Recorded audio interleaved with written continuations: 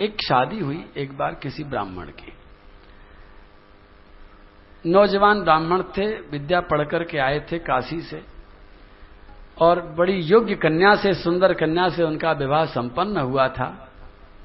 बस पहला ही दिन था, पहली मिलन की रात थी, और जब वो अपनी दुल्हन से मिलने के लिए एकांत कक्ष में पहुंचे तो नई दुल्हन ने उनसे पूछा कि आप मेरे पति हैं, आप मेरे परमेश्वर हैं, आप सब कुछ हैं, और मैंने सुना है कि आप तो काशी से पढ़ करके आए हैं, आप तो बहुत विद्वान हैं, मैं तो बिना पढ़ी लिखी गंवार हूं।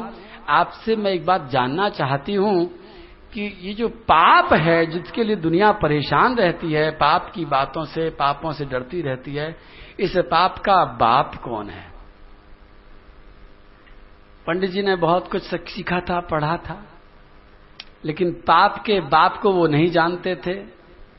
वेद तो याद थे, उपनिषद भी याद थे, लेकिन पाप के बाप का नाम पता नहीं था। जो उनका अहंकार था धम्म से नीचे गिर गया, जवाब नहीं देते बना। पत्नी ने और चुटकी ले ली, बस इतना ही पढ़े हो, अब तो आग लग गई। पत्नी अगर पति को यह कह दे बस इतनी दम है, फिर देखो क्या होता है। अहंकार जागृत हो जाता है, और अहंकार जागृत हो गया पंडित जी का। पंडित जी ने भी उसी समय अपने जूते पहने और निकल गए, कहते हुए कि जब तक हम पाप के बाप का पता नहीं लगा लेंगे तब तक तेरे को मुंह नहीं दिखाएंगे, तेने भी क्या समझ रखा है। उसने रोकने की कोशिश करी, रुको रुको, मैं तो मजाक कर रही थी। बोले मजाक वजाक सब खत्म, अब कोई मजाक नहीं होगी। कमाल कर दिया, इतनी बड़ी हमारी बेइज्जती कर दी। उसने बड़ी आवाजें लगाई, लेकिन वो तो अहंकार जाग गया, फिर क्रोध भी आ गया और वो निकल गए। और अभी तो ये रात की ही बात थी, नगर में जा रहे थे भुनभुनाते हुए, चेहरा एकदम तमतमा रहा था गुस्से के मारे। नगर छोटा था, सब लोग जानते थे कि पंडित जी की बारात अभी लौट करके आई और यही पंडित जी जा रहे हैं, क्या बात है। लेकिन किसी की हिम्मत नहीं पूछने की, रोकने की। चलते गए। रास्ते में एक वैश्या रहती थी, वो जानती थी पंडित जी को अच्छी तरह से, क्योंकि पंडित जी बड़े ज्ञानी थे। उसने पंडित जी को रोक लिया। पंडित जी महाराज एक बात बताओ, शादी हुई है, कहां जा रहे हो पत्नी को छोड़ करके, क्या बात हो गई? पंडित जी ने कहा कि आज हमारी इंसल्ट हो गई, हमारा अपमान हो गया है, और उस पत्नी ने ऐसा सवाल पूछ लिया जो हमको मालूम नहीं है। अब दोबारा से हम काशी जाएंगे और अपने गुरु जी से पूछ करके आएंगे कि पाप के बाप का नाम क्या है। वैश्या बोली इतनी दूर जाओगे, इतनी दूर आओगे, तब तक आपकी पत्नी बेचारी मर जाएगी रो रो करके आपके विरह में। एक काम करो, अगर आप चाहो तो मेरे को मालूम है बाप का नाम, मैं बता सकती हूं। बोले तुझे मालूम है? बोले हाँ मुझे मालूम। बता। ऐसे थोड़ी बताऊंगी, समय लगेगा बताने में, छोटी मोटी बात थोड़ी है। काशी जाते कम से कम 10 दिन जाने में लगते, 10 दिन आने में लगते, 20 दिन लगते। 20 दिन बचा रही हो तो थोड़ा समय तो लगेगा आपका।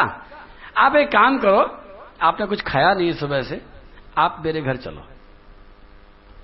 घर चल करके थोड़ा विश्राम करो, थोड़ा आराम करो, मैं बता दूंगी आपको।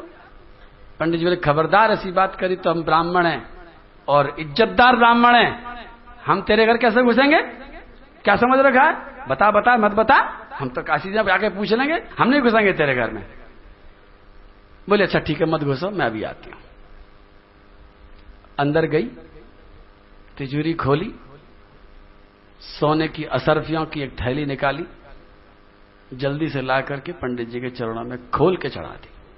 महाराज विनती कर रही थी, मेरा घर धन्य हो जाता, आपके चरण पड़ते तो पवित्र हो जाता, बस और कोई बात नहीं है। पंडित जी ने असरफियां देखी, विचार बदल गया। उन्होंने कहा चलो कोई बात नहीं है, समय भी कम है, दूर जाना पड़ेगा, तो चलो तेरे घर चले चलते हैं, लेकिन देख हम बिल्कुल अलग थलग बैठेंगे, छुएंगे नहीं तेरे को साहब। बोले कौन कह रहा आपको छूने के लिए, चलो तो सही। अंदर जाकर के बैठ गए। उसने लाकर के जल का गिलास सामने रखा, पानी पीजिए। बोले हमने कहा था ना कुछ खाएंगे पिएंगे नहीं तेरे यहां पर, पानी आने की बात मत कर, बता पाप का बाप का नाम क्या है? बोले महाराज बता दूंगी आराम से, लेकिन जल तो पी लीजिए। तो उन्होंने एकदम मना कर दिया जल पीने से। फिर वो अंदर गई, तिजोरी खोली, फिर एक थैली लेकर के आई और फिर थैली चढ़ाई और फिर कहा कि महाराज कंठ सूख रहा है आपका, गुस्से के मारे आप बिल्कुल परेशान हो रहे हो, एक गिलास जल पीने में आपका धर्म भंग होने वाला नहीं, आप पी लीजिए जल। उन्होंने जल पी लिया, क्योंकि सामने असरफियों की थैली आ रही है। फिर वो बोली कि महाराज आप भोजन कर लीजिए, भोजन करके जब आप बैठेंगे, क्योंकि देखो आपके बाप का नाम बताने में टाइम लगेगा, थोड़ा सा लंबी कहानी है, लंबी बातें हैं और समय लग कर हो सकता है पूरी रात निकल जाए, तो आप भोजन कर लीजिए, मैंने भी कुछ नहीं खाया है। और ऐसा करिए, मेरे हाथ का मत खाइए, आप अपने आप बनाइए, अपने भगवान को भोग लगाइए, खा लीजिए, मैं हाथ नहीं लगा रही हूं, पूरी पवित्रता से बना लीजिए, नहाना चाहे नहा लीजिए। उन्होंने मना कर दिया, तेरे यहां का भोजन करेंगे? कभी नहीं, बिल्कुल नहीं। इतनी देर में फिर वो तीसरी थैली लेकर के आई और उसने फिर से थैली रख दी और फिर दोबारा प्रार्थना करी, तो फिर प्रार्थना स्वीकार हो गई। उन्होंने कहा ठीक है, हम अपने हाथ से बनाएंगे, तू हाथ मत लगाना, देखना भी नहीं। बोले बिल्कुल नहीं देखूंगे। उन्होंने आटा दाल अपने आप ही लिया, चूल्हा जलाया, भोजन बनाया, भोजन बना करके भगवान को भोग लगाया, फिर थाली परस करके भोजन करने बैठे, तो इतने में फिर आ गई वो। उसने कहा देखो महाराज, आपने बनाया, आपने ही भोग लगाया, मैंने देखा तक नहीं है, खाली मैं तो थाली को देख रही हूं। अब एक मेरी तमन्ना है कि मैं एक गस्सा पहला ग्रास आपको अगर खिला दूं तो मेरा जीवन धन्य हो जाए। बोले नहीं नहीं, छूना मत। बोले ठीक है, आपकी जैसी मर्जी। फिर वो गई, एक थैली फिर लेकर के, आपकी ज्यादा बड़ी थैली लेकर के आई, बड़ी थैली सामने रख दी। बोले महाराज एक प्रार्थना थी खाली, कब कब मौका लगेगा, आप कभी जिंदगी में दोबारा आओगे नहीं, मेरा जीवन धन्य हो जाता, एक गस्सा खिलाऊंगी, फिर नहीं खिलाऊंगी।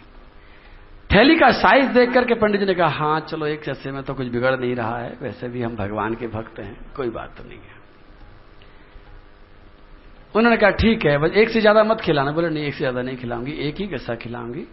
और उस वेश्या ने रोटी का ग्रास तोड़ा, सब्जी में लपेटा और उसके बाद में जब आगे बढ़ाया तो पंडित जी ने आ कर दिया। बोले पंडित जी मुंह तो खोलो। उन्होंने खोला आ, और जैसे ही वो मुंह खोलने को आगे बढ़े और ग्रास आगे बढ़ा, दूसरे हाथ से एक चांटा मारा, मुंह घूम गया पंडित जी का। पंडित जी यही है बाप का नाम, रख दीजिए थाली यहीं पर, कुछ मत खाइए, घर जाइए, घर जाकर खाइए, ये यहाँ का भोजन खाने लायक नहीं है। लेकिन बताना था आपको, मैं अगर मुंह से बताती तो आपकी समझ में नहीं आता, लेकिन मैंने करके दिखा दिया कि पाप के बाप का नाम लोभ है।